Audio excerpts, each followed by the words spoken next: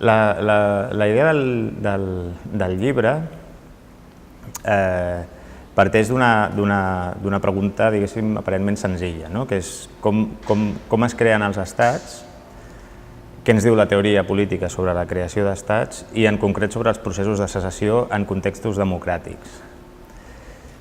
Aquesta pregunta és senzilla però té dos dimensions. Una dimensió que li podríem dir des de l'oferta, és a dir, de com es creen els estats en aquest context democràtic, sobretot quan parlem de secessions unilaterals, és a dir, quan no hi ha acord des de l'estat actualment existent o de l'estat on aquesta nació minoritària o aquesta unitat secessionista pretén engegar aquest procés. I d'una altra banda, del que podríem dir el vessant de la demanda, és a dir, de com s'articula aquest projecte nacionalista, quin suport social hi ha a la independència, és a dir, la creació d'un estat propi. Aquesta pregunta, que és aparentment senzilla, ens obre moltes línies diverses en diferents vessants de la teoria política han adreçat. Des de en quins casos està justificat una secessió unilateral, fins a quins són els factors que fan que en un moment donat una societat expressi aquesta voluntat d'independència o de constituir-se en estat propi. I aquesta idea és la que tracta el llibre. Aquest fil argumental pel que em demanes consisteix a veure si Catalunya com a cas compleix o com es comporta davant els criteris que les diferents teories polítiques o les diferents aportacions de la teoria política han discutit sobre aquesta qüestió. I una mica les conclusions del llibre el que vol és discutir justament si Catalunya és un cas per la secessió unilateral. Sí, en base no només al dret internacional, on és un àmbit on trobem pocs acords, pocs consensos, sinó diferents interpretacions, sinó des del punt de vista molt ampli, tant des del suport social a la independència fins a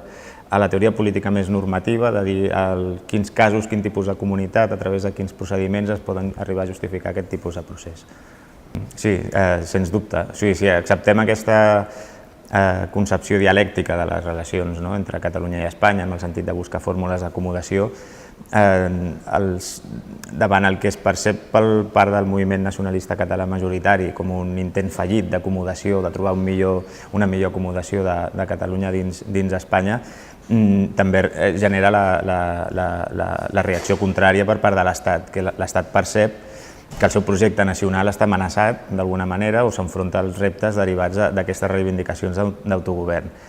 El que és important d'aquest tipus de fenomen és pensar que no és un fenomen exclusiu de l'estat espanyol ni tampoc del cas català, sinó que, per exemple, aquest procés de recentralització el trobem contemporàniament en molts altres casos, on al costat de processos de descentralització o de reconeixement de minories nacionals també trobem aquest intent de l'Estat de no perdre el control sobre el seu territori i de proposar de manera més o menys democràtica un projecte nacional que s'adreci al conjunt de la seva població. Si comparem els moviments polítics democràtics de qualsevol tipus sota règims autoritaris o dictadura, com seria el cas del franquisme, és evident que generen aquests consensos més amplis i també més vagues, en el sentit que hi ha un gran objectiu comú, que és fer una transició cap a un règim democràtic. Un cop aquesta es produeix, sorgeixen en el debat pròpiament polític democràtic els diferents projectes polítics que es relacionen entre ells de manera competitiva. Cada projecte busca d'alguna manera la seva hegemonia o influir en l'agenda política. I en aquest sentit, en bona mesura, el que ha generat la democràcia, la restauració democràtica del 1978 és que aquest debat polític sorgeix, hi ha un escenari polític democràtic amb eleccions, etc., on aquesta competició, aquesta interacció competitiva, si es vol dir així, entre diferents projectes polítics dins el catalanisme troben aquest espai per canalitzar les seves demandes. I en aquest sentit ens podria ajudar a entendre aquesta percepció de fragmentació que sovint hi ha en el món del catalanisme. Això seria un judici de valor en el sentit de fer-ho a través del propi plantejament polític que individualment un pugui tenir. En aquest sentit, la política pel que serveix és per canalitzar el conflicte social i les divisions socials. I per tant és bo que si aquestes divisions existeixen es polititzin perquè suposa que entrin al debat públic i per tant l'electorat, la societat pugui decidir les seves preferències polítiques en aquest context democràtic amb capacitat de participar. D'altra banda, el que hem de tenir present és que la política, com deia abans, és justament la gestió del conflicte polític i per tant que aquest aflori que sorgeix en el debat públic no ha de ser vist com un problema, sinó al contrari, ha de ser vist com fins i tot un indicador de qualitat democràtica. Jo diria que no, necessàriament, perquè el que és important és quan un estat o un projecte nacional, si volem veure-ho així, percep que un dels reptes als quals s'enfronta qüestiona la pròpia base del seu projecte nacional. Per tant, en aquest sentit, és molt més fàcil reformar la Constitució, com s'ha fet anteriorment pels processos d'integració europea, per exemple, o ara amb aquesta qüestió del dèficit, perquè, tot i que sí que erosiona la sobirania de l'Estat, en el fons no qüestiona del tot el seu projecte nacional. En canvi, les demandes, les reivindicacions o les demandes de reconeixement nacional sí que posen en joc o posen en dubte la mateixa idea de projecte nacional espanyol. Respecte a la idea del patriotisme constitucional, tot el procés de modernització del nacionalisme espanyol està bastament estudiat per la literatura des del punt de vista històric o des de les teories del nacionalisme i va associada fortament justament al procés d'integració europea i també a la importació, com es fa, no és un fenomen tampoc estrany, a la importació de conceptes que es transformen en una mena de discurs polític i aquesta transformació pot ser més o menys fidedigna. És evident que si fem una anàlisi seriós del context en el que sorgeix la idea de patriotisme constitucional que popularitza en Habermas en el context alemany, podem trobar fàcilment les diferències i com es fa un ús molt sui generis del cas espanyol en un moment donat. Però l'important és com s'adapten els conceptes polítics per donar forma o legitimar un cert projecte nacional, i en aquest cas el projecte nacional espanyol i la seva modernització després del franquisme, dels quals aquest és un exemple bastant il·lustratiu d'aquesta mena de consagració de la Constitució, com han dit diversos historiadors, en una mena de taules de la llei, que en són intocables.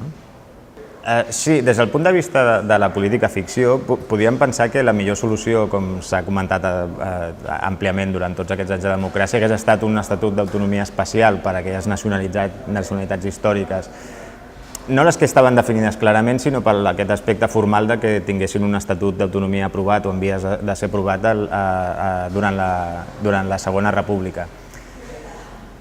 Vist des d'aquesta perspectiva de política ficció, podríem pensar que això hagués atorgat més estabilitat al sistema autonòmic espanyol, però la realitat ens ha mostrat que és més complexa, com de fet aquests darrers dies hi ha hagut un debat sobre aquest procés de repensar o redefinir el sistema autonòmic i homogeneïtzar, per exemple, el País Valencià tindria dret o desig d'autogovern o no, o les Illes, o fins i tot Andalusia.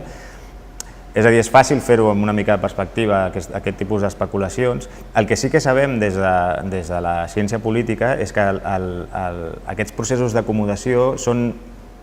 competitius, és a dir, hi ha una interacció competitiva on aquesta doble tensió de l'Estat que intenta mantenir la vigència d'un projecte nacional que apel·li al conjunt del seu territori i dels seus ciutadans, interactua amb aquest desig d'autogovern que es va consolidant a través d'un procés o d'un règim d'autogovern més o menys ampli i on també desenvolupa el seu propi projecte nacional. Aleshores, això podríem dir que intrínsecament té elements d'inestabilitat i en aquest sentit l'important del cas espanyol no és tant que existeixin o no, que és un fenomen més o menys habitual, sinó que no l'expressi de manera o que no el canalitzi de manera democràtica. Diguéssim que amb el biaix dels estudis de teories del nacionalisme es fa un èmfasi per definició en l'aspecte identitari, és a dir, en la identificació nacional com un factor clau. Ara, darrere aquesta identificació nacional hi ha molts factors en joc que poden reactivar, promoure, polititzar aquest fenomen. En termes identitaris, per exemple, amb aquesta distinció que usualment es fa servir entre aspectes identitaris vinculats a la cultura i aspectes de benestar, vinculats a serveis socials o estat de benestar, etc., De fet, la possibilitat de desenvolupar-se en el marc de la pròpia cultura o utilitzant la seva llengua també tindria una dimensió de benestar pels individus, que en un moment pot activar les seves preferències polítiques en un sentit o un altre. El que sí que és evident en el cas català és que el factor econòmic en termes generals, i en concret el del benestar, via la gestió dels propis recursos, ha servit de palanca per estendre el projecte nacional, en termes amplis, del catalanisme, si es vol dir així, a capes de la societat que podrien ser menys sensibles o que podrien tenir menys polititzada aquesta dimensió cultural tradicionalment, o sigui que tradicionalment associem a la preservació de la identitat nacional com a principal motiu per expressar una voluntat d'autogovern o fins i tot d'independència. No m'atreviria a dir si són un atac conscient o no, perquè hauríem d'analitzar-ho o preguntar, fer una recerca sobre si realment hi ha un pla, o sigui, correspon a alguna mena de pla. El que sí que és un reflex de l'actitud de l'estat espanyol com a estat i com a cert projecte nacional en veure la diversitat, la seva diversitat interna com un problema, com una qüestió que és un repte o que és una amenaça a la idea de nació espanyola. En aquest sentit, el que sí que és cert i està força ben demostrat pels fets és que l'estat espanyol o el nacionalisme espanyol majoritari acostuma a percebre la diversitat com una amenaça a la idea de nació espanyola. I en aquest sentit sí que tenim evidència en això. Això al seu torn pot generar un efecte reactiu, activant, per exemple, políticament uns valors culturals o un desig de preservar la llengua o la cultura catalana en aquest cas, que amb un paper més comprensiu o més respectuós per part de l'Estat no es generaria. És a dir, com deia abans, aquesta interacció més o menys competitiva genera diverses respostes i diversos processos, diguéssim, d'acció-reacció. Realment, si ens cenyim als debats dels últims anys en el context català sobre les possibilitats del federalisme, certament aquesta fi del somni federal és evident a nivell de la classe política i fins i tot a nivell del món, diguéssim, intel·lectual, en un sentit ampli. Això no és cap virtut o defecte del federalisme en si, com a model de gestió i d'organització territorial del poder en un estat, sinó de les pròpies lògiques polítiques que es troben en un cas com l'espanyol, on els debats sobre la federalització d'Espanya han sortit en bona mesura des de Catalunya i no han estat capaces, per diferents motius, de penetrar en l'agenda política a nivell espanyol. El federalisme, com a àmbit teòric, té moltes dimensions aplicables al cas espanyol, al cas fins i tot català en termes d'organització interna, al procés d'integració europea, des de la idea de federalisme entès com a pacte entre parts i que per tant s'han de reconèixer per arribar a alguns acords, des del punt de vista de combinació de diferents nivells de govern, amb un govern central i governs descentralitzats, a la idea de reconeixement nacional fins i tot. És a dir, el federalisme en si no és una fórmula única d'aplicació. De fet, cal pensar que el federalisme en els seus orígens o en els seus orígens contemporanis no està pensat pròpiament per gestionar realitats plurinacionals. Si prenem el cas americà com l'exemple inaugural, diguéssim, del federalisme. Futur no el sé, no el sé el futur i no puc... Podríem extrapolar certes tendències que hem vist durant els temps passats. De fet, el que és més interessant de veure és que si agafem l'evolució de la identificació nacional durant els darrers anys i la comparem amb l'evolució d'aquestes preferències constitucionals, sigui en forma de diverses opcions d'organització de l'Estat o sigui davant un possible referèndum, veiem que tot el canvi que observem en aquestes preferències constitucionals no obeeix directament a un canvi en la identificació nacional. És a dir, en els darrers anys la identificació nacional exclusivament catalana ha crescut, mostra una tendència a l'alça. Però no és una tendència a l'alça que ens expliqui tot el creixement que hi ha hagut cap a posicions de major autogovern i en concret sobre la independència. Per tant, de cara al futur, sí que podem observar de manera consolidada els darrers 5, 7, 8 anys aquest tipus de tendència, però no sabem on podem posar aquests límits. Les darreres dades del CEO, amb un 51,1% de l'electorat català recolzant la independència amb un referèndum, són unes dades prou sòlides, fins i tot en un context comparat, si analitzéssim el suport a la independència en altres casos presents o passats a nivell global, com per poder concloure que realment s'ha produït un creixement sostingut i d'alguna manera que mostra com aquesta qüestió és de rellevància social i política a Catalunya. Ara, fer aquesta extrapolació cap al futur em resisteixo sempre a especular. Aquesta és una distinció clàssica de la ciència política que ha rebut les seves crítiques i la seva posterior evolució o refinament, si volem, però és molt útil per entendre el rol que juguen els partits polítics. Els partits polítics poden aproximar-se a l'electorat intentant assemblar-se d'alguna manera al que ells perceben que són les seves posicions, o a la inversa, poden dissenyar un programa polític i intentar convèncer la societat d'avançar cap a aquest camí. En aquest sentit és una distinció força útil. Quin és el paper que han jugat els partits polítics? Han jugat el paper d'anar incorporant d'alguna manera, és a dir, reforçant, si volem, una mica més el vessant representatiu, unes qüestions que anaven sorgint, que la societat anava interioritzant, que s'han transformat en diferents moviments socials i que mica en mica anaven introduint-se en el debat polític. Per exemple, és curiós pensar ara ja amb una mica de perspectiva com la mobilització social al voltant del dèficit fiscal no és una qüestió recent, sinó que no només històricament trobaríem exemples, però ja a mitjans dels 90 ja va començar a sorgir un cert moviment social que reivindicava aquesta qüestió davant la insuficiència financera crònica de la Generalitat pràcticament des del mateix naixement de l'Estat de les Autonomies, com precisament Ramon Trias Fargas va posar de manifest amb el seu conegut llibre.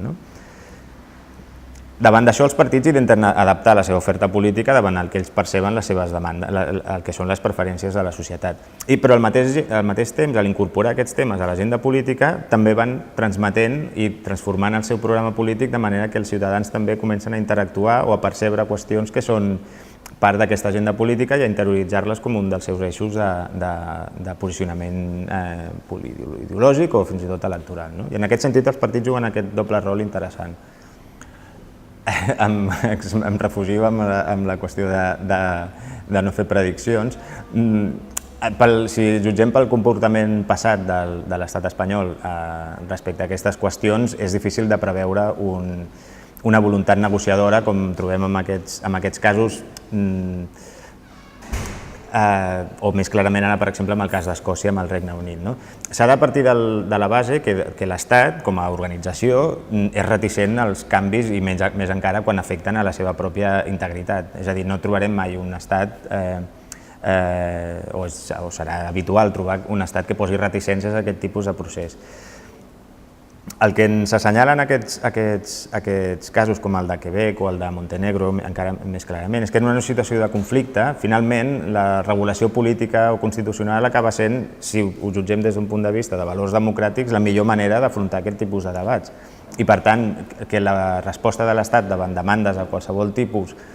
sigui la negació de l'existència d'un conflicte, posa en risc el compliment de criteris mínimament democràtics. De fet, això és interessant si veiem, per exemple, la reacció que ha tingut l'estat espanyol tradicionalment a aquests processos, en el cas de Montenegro, en el cas de Kosovo, però a més ens posa de manifest una altra qüestió que des d'aquest punt de vista democràtic és molt rellevant. Negant-se a donar resposta o algun tipus de resposta a aquestes demandes, el que els estats fan, i en aquest cas Espanya, és negar als seus propis ciutadans la possibilitat d'expressar democràticament les seves preferències polítiques, fins i tot encara que això vagi en detriment o tingui per objectiu separar-se i constituir un estat propi. Però aquí la càrrega de la prova també ha d'anar en la via dels estats, i en aquest cas de l'estat espanyol. Un estat democràtic ha de donar resposta democràtica i ha de permetre als seus ciutadans l'expressió de les seves preferències polítiques. O sigui, la paradoxa pot ser que davant una posició molt negativa, molt reticent a gestionar aquests processos, el que acabis és justificant legitimant aquest tipus de procés de secessió unilateral. Això està força estudiat amb les teories del federalisme i de la secessió. De fet, introduir, per exemple, una clàusula de secessió a la Constitució o a un nivell, amb una llei, diguéssim, del nivell, el que fa en realitat és protegir l'Estat d'alguna manera, perquè canalitza, o sigui, estableix un mecanisme regulat i estandarditzat on pot tenir veu a dissenyar-lo i, per tant, d'alguna manera acaba, de fet, protegint la viabilitat o la integritat, diguéssim, o la persistència de l'Estat. Quan es tanquen totes les portes d'establir canals democràtics per donar veu a aquesta voluntat política, paradoxalment el que està fent és reforçar o legitimant la possibilitat d'una secessió unilateral. I aquesta és la paradoxa dels estats. Això depèn en bona part també de la fortalesa percebuda per part de l'Estat o del seu projecte nacional. És a dir, aquí trobem una certa mesura d'un estat, per exemple, sòlid com la Gran Bretanya, com el Regne Unit, si parlem pròpiament, davant aquestes demandes. Com deia abans, no l'engegaria aquest tipus de regulació per voluntat pròpia, però veient que existeix aquesta qüestió per part d'una de les seves unitats nacionals, en aquest cas Escòcia, no nega la possibilitat de regular-la, sense que això vulgui dir que sigui partidari, evidentment, que Escòcia acabi separant-se de la Unió. I en el cas espanyol trobem la perspectiva contrària. I, efectivament, la negació pot acabar generant aquesta legitimació a una secessió unilateral. No només, o sigui, el dret internacional consagra l'estabilitat o l'ordre com un valor en si deslligat, si vols, de la seva dimensió democràtica. I aquesta preocupació la trobem també en molta de la teoria política que reflexiona sobre aquest àmbit. De fet, les organitzacions internacionals, tot i que els diguem internacionals, que entre nacions, en realitat són organitzacions interestatals. Fins i tot en el cas de la Unió Europea, estem parlant de clubs d'estats. Aleshores, per aquests estats, canviar les regles de joc o posar en perill o generar regulació que pugui posar en perill la seva pròpia integritat territorial, de fet, si ho analitzem des d'aquest punt de vista, té un punt de... és lògic, diguéssim, protegir l'estatus quo. A banda que és cert que l'estabilitat, un dels beneficis que ha portat al desenvolupament d'un àmbit legislatiu internacional és que associada a l'estabilitat trobem també la preservació de certs valors democràtics o fins i tot la seva promoció. És a dir, té aquesta doble dimensió. I l'última pregunta també, que una mica és la mateixa. No em sembla curiós que en un món d'estats-nació hi hagi tan poca regulació internacional sobre el dret de successió i que sigui... De fet, diria que tinc aquí una cita que parles de que a cada onada s'han generat nova literatura. Sí, sí.